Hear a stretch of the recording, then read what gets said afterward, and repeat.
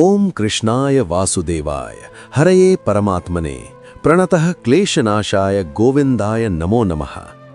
दोस्तों, स्वागत है आपका एक ऐसी यात्रा में जो समय से परे है। आज हम उस ज्ञान की बात करेंगे जो हजारों साल पहले कुरुक्षेत्र की उस लाल मिट्टी पर दिया गया था, जहां भाई ही भाई के खून का प्यासा था। हम अक्सर अपने जीवन में पाप और पुण्य के गणित में उलझे रहते हैं। हम डरते हैं कि कहीं हमसे कोई पाप ना हो जाए, लेकिन क्या हम वास्तव में जानते हैं कि पाप है क्या? क्या किसी की हत्या करना ही सबसे बड़ा पाप है, या फिर कुछ और है जो उससे भी भयानक है? आज हम महाभारत के उसी पन्ने को खोलेंगे जहां अर्जुन टूट चुके थे और भगवान श्री कृष्ण ने उन्हें पाप की असली परिभाषा समझाई थी। तो चलिए मेरे साथ चलिए उस रणभूमि में।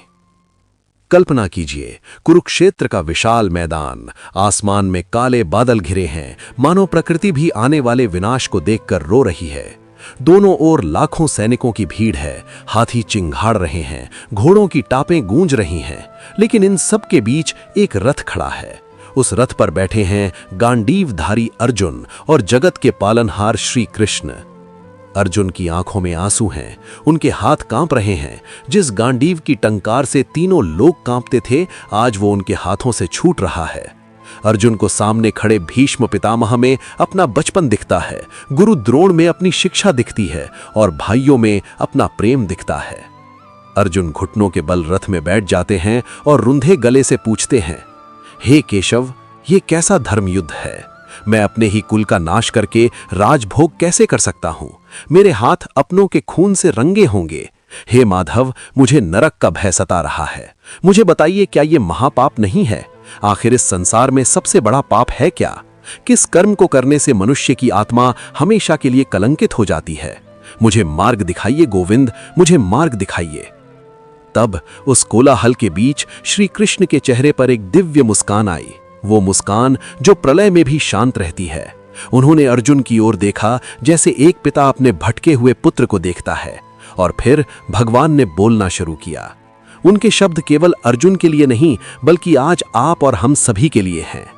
श्री कृष्ण ने कहा, हे पार्थ, अपने मन के इस विषाद को त्याग दो। तुम्हारी आंखों पर जो मोह का पर्दा पड़ा है, उसने तुम्हें पाप और पुण्य का सही अर्थ देखने से रोक दिया है। तुम मुझसे पूछते हो कि सबसे बड़ा पाप क्या है? तो ध्यान से सुनो धनंजय। तुम सोचते हो कि किसी का वध कर देना, किसी का जीवन छीन लेना सबसे बड़ा पाप है? नहीं पार्थ, शरीर तो नश्वर है, ये तो पुराने वस्त्र की तरह है जिसे आत्मा बदल लेती है। लेकिन एक पाप ऐसा है जो शरीर को नहीं, आत्मा को मार देता है। हे अर्जुन, सत्य को जानते हुए भी मौन रहना दुनिया का सबसे बड़ा पाप है।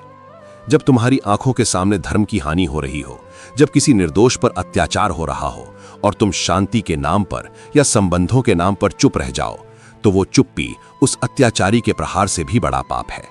याद करो उस भरी सभा को जहां तुम्हारी पत्नी कुलवधु द्रौपदी का अपमान हो रहा था।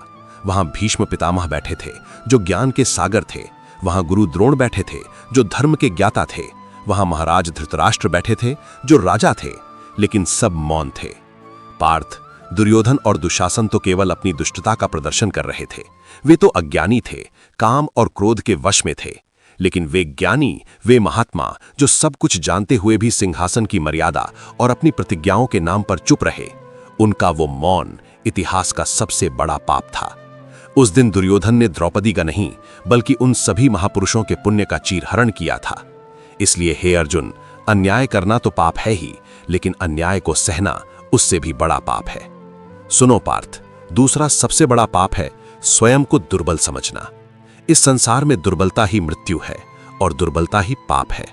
जो मनुष्य ये सोच लेता है कि मैं कुछ नहीं कर सकता, मैं तो बहुत छोटा हूं, सामने वाली परिस्थिति बहुत बड़ी है, वो ईश्वर का अपमान करता है, क्योंकि मैंने हर जीव के हृदय में अपना अंश रखा है। जब तुम खुद को कमजोर मानते हो तो तुम अपने भीतर बैठे परमात्मा को नकारते हो। भय, हे कुंती पुत्र, भय पाप की जड़ है। तुम अभी युद्ध छोड़कर भागना चाहते हो, क्यों? क्योंकि तुम्हें पाप का भय है? नहीं, तुम्हें परिणाम का भय है। तुम डर रहे हो कि तुम्हें अपने गुरु पर बाण चलाना होगा। ये भय ही तुम्हें अधर्म की ओर ले जा रहा है। एक क्षत्रिय का धर्म है युद्ध करना, न्याय के लिए लड़ना। अगर तुम भय के कारण पीछे हटते हो तो तुम कायरता का पाप करोगे। और याद रखना, एक कायर व्यक्ति जीते जी ही मर जाता है।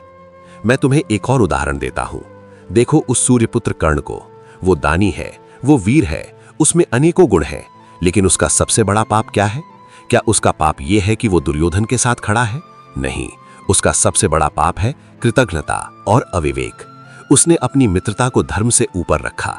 जब मनुष्य सत्य और व्यक्ति में से व्यक्ति को चुनता है तो वो पाप करता है। कर्ण जानता है कि दुर्योधन अधर्मी है, फिर भी नमक का कर्ज चुकाने के नाम पर वो अधर्म का साथ दे रहा है। पार्थ, धर्म का कर्ज नमक के कर्ज से बहुत बड़ा होता है। जब तुम किसी व्यक्ति के प्रेम, एहसान या मोह में फंसकर सत्य का गला घोट देते हो तो तुम सबसे बड़ा पाप करते हो। अर्जुन, तुम कहते हो कि तुम अपनों को नहीं मार सकते, ये तुम्हारा मोह है, और मोह ही पाप का प्रवेश द्वार है। धृतराष्ट्र का पाप क्या था? क्या वो एक बुरे राजा थे? नहीं, उनका पाप था पुत्र मोह। वो अपने पुत्र के प्रेम में इतने अंधे हो गए कि उन्हें यह दिखाई नहीं दिया कि उनका पुत्र पूरे वंश के विनाश का कारण बन रहा है। जब प्रेम कर्तव्य के आड़े आ जाए तो वो प्रेम प्रेम नहीं रहता, वो मोह बन जाता है, और यही मोह मनुष्य से सबसे घृणित कार्य करवाता है। पार्थ, इस सृष्टि में मनुष्य को कर्म करने की स्वतंत्रता है। शेर शिकार करता है तो उसे पाप नहीं लगता, क्योंकि वो उसकी प्रकृति है। लेकिन मनुष्य के पास विवेक है, बुद्धि है। जब मनुष्य अपनी बुद्धि का उपयोग नहीं करता और पशुओं की भांति केवल अपने पेट, अपने अहंकार और अपने स्वार्थ के लिए जीता है, तो वो पाप का भागी बनता है। तो हे सव्यसाची, इसे अपने मन में गांठ बांध लो। सबसे बड़ा पाप हत्या नहीं है, सबसे बड़ा पाप चोरी नहीं है, सबसे बड़ा पाप है अपने धर्म से भागना। तुम एक योद्धा हो, तुम्हारा धर्म है समाज में न्याय स्थापित करना। अगर आज तुम अपने धनुष को नीचे रख दोगे तो आने वाले युगों में जब भी कोई अत्याचारी किसी निर्बल को सताएगा तो वो कहेगा कि जब अर्जुन जैसा योद्धा अन्याय के खिलाफ नहीं लड़ा तो मैं क्यों लड़ूं। तुम्हारा ये त्याग आने वाली पीढ़ियों को कायर बना देगा। क्या तुम उस पाप का बोझ उठाना चाहते हो? सोचो अर्जुन, अगर एक चिकित्सक दया करके किसी रोगी का ऑपरेशन न करे क्योंकि उसे चीर फाड़ करने में दया आ रही है और उस कारण रोगी मर जाए, तो क्या वो चिकित्सक पुण्यात्मा कहलाएगा? नहीं, उसे हत्या का पाप लगेगा, क्योंकि उसने दया के वश में होकर अपने कर्तव्य को त्याग दिया। उसी प्रकार तुम इस समय समाज के चिकित्सक हो। ये युद्ध एक ऑपरेशन है और ये दुराचारी एक कैंसर की तरह हैं। अगर तुम मोहवश इन्हें छोड़ दोगे तो ये अधर्म पूरे समाज को खा जाएगा।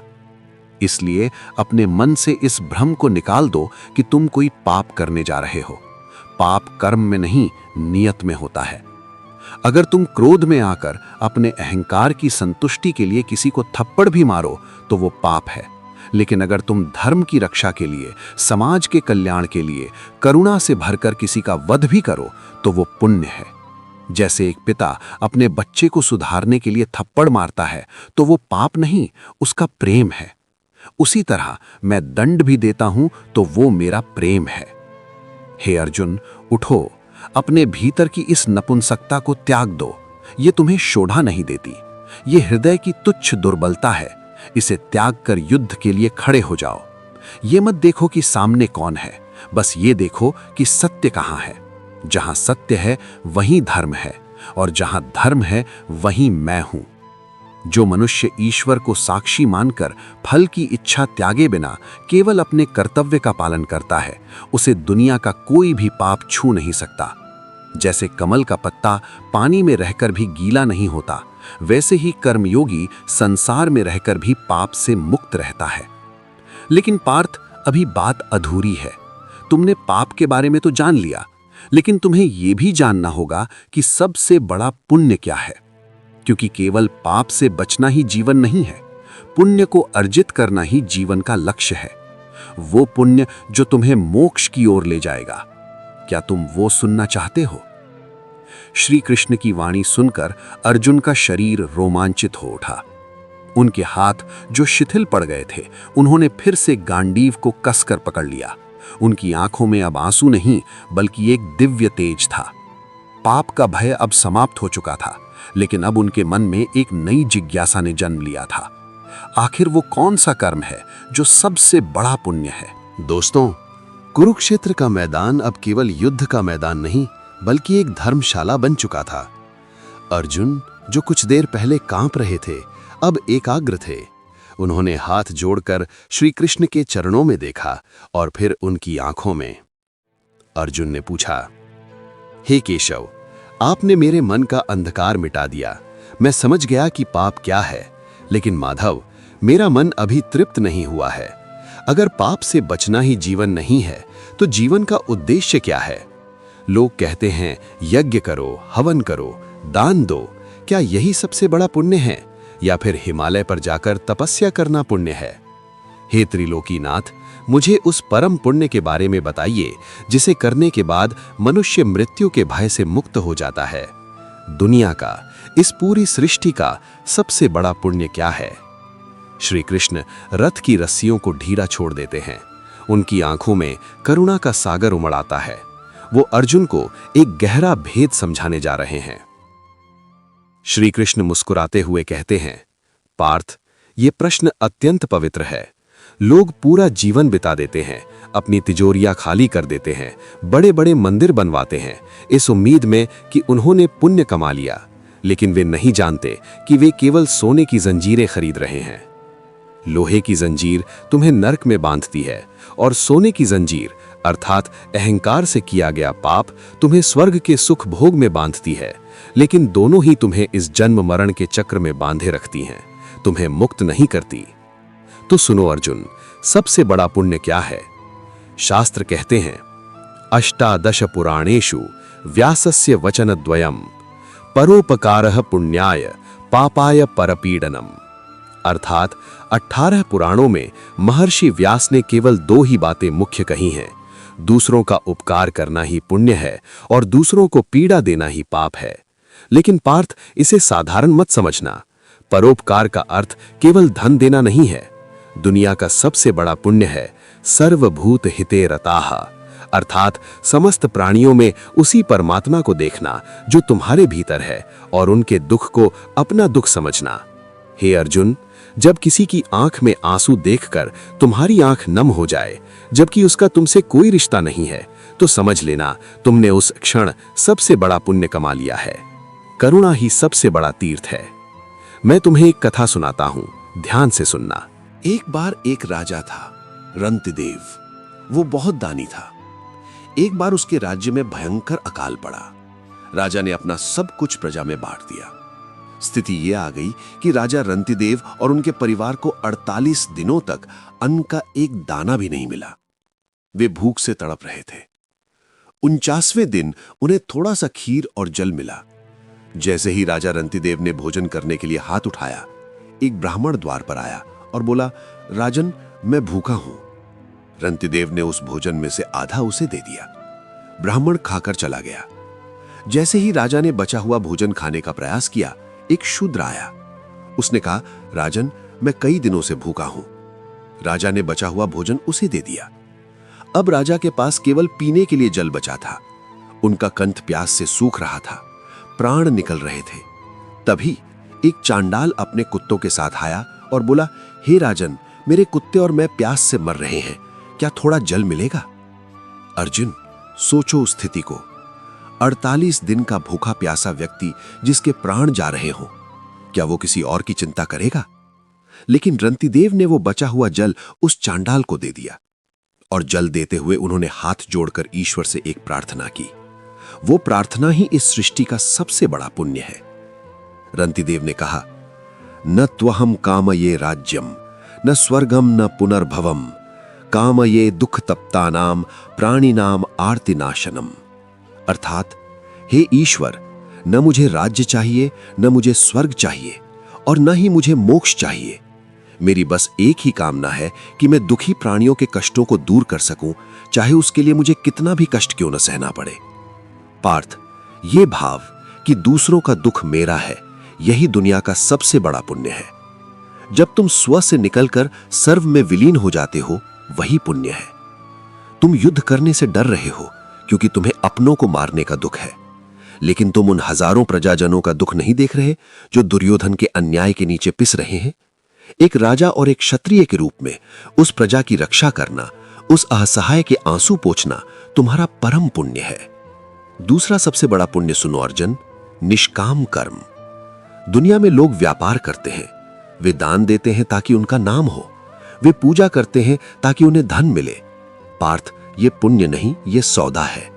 सच्चा पुण्य वो है जो गुमनाम होकर किया जाए। दाहिने हाथ से दान करो तो बाएं हाथ को पता भी न चले। जब तुम किसी की मदद करो और बदले में धन्यवाद की भी उम्मीद न रखो, जब तुम अपना कर्तव्य करो और फल की चिंता पूरी तरह मुझ पर छोड़ दो, तो वो कर्म यज्ञ बन जाता है। रामायण के उस छोटे से प्रसंग को याद करो अर्जुन, जब राम सेतु बन रहा था। बड़े बड़े वानर विशाल पत्थर उठा रहे थे, हनुमान पहाड़ उठा रहे थे, लेकिन एक छोटी सी गिलहरी अपनी सामर्थ्य के अनुसार रेत में लौटती और अपने शरीर पर चिपकी धूल को सेतु पर झाड़ देती। वानर हंस रहे थे, लेकिन मेरे राम ने उस गिलहरी को अपनी हथेली पर उठाया। क्यों? क्या उसकी रेत से पुल बनने वाला था? नहीं। हनुमान की शक्ति अपार थी, लेकिन उस गिलहरी का समर्पण अपार था। उसने अपनी पूरी क्षमता लगा दी थी। तो पार्थ, पुण्य मात्रा में नहीं, भावना में होता है। अगर कोई अरबपति अहंकार से मुझे हीरे जवाहरात चढ़ाए तो मुझे वो स्वीकार नहीं, लेकिन अगर कोई प्रेम से, भक्ति से मुझे केवल एक तुलसी का पत्ता या थोड़ा सा जल भी अर्पण करे, पत्रम पुष्पम फलम तोयम यो में भक्त्या प्रयच्छति, तो मैं उसे ऋणी होकर स्वीकार करता हूं।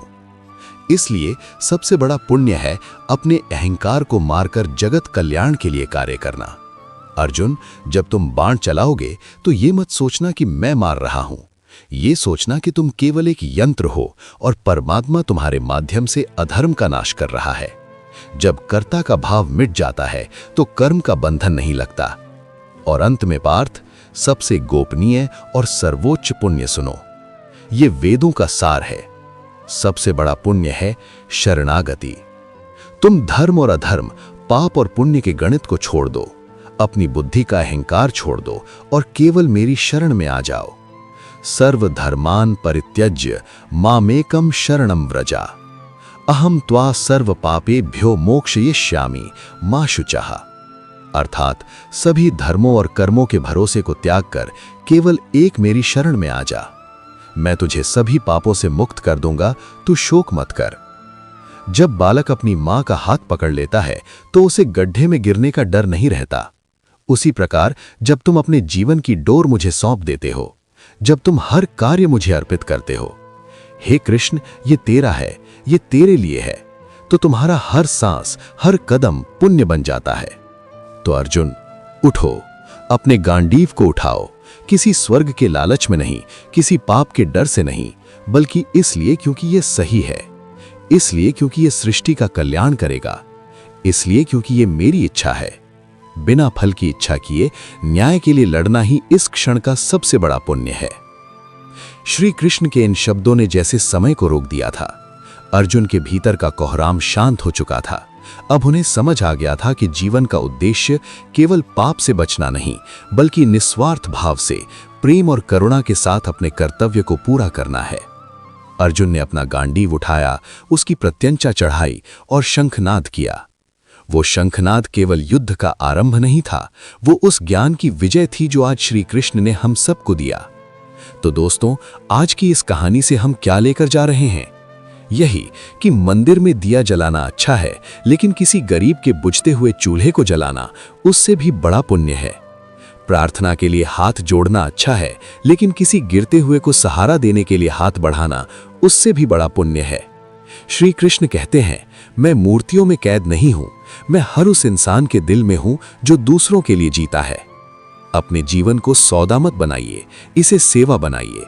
जिस दिन आप मैं से हम तक की यात्रा कर लेंगे, समझ लीजिएगा कि आपने दुनिया का सबसे बड़ा पुण्य कमा लिया। कर्म ही पूजा है। राधे राधे।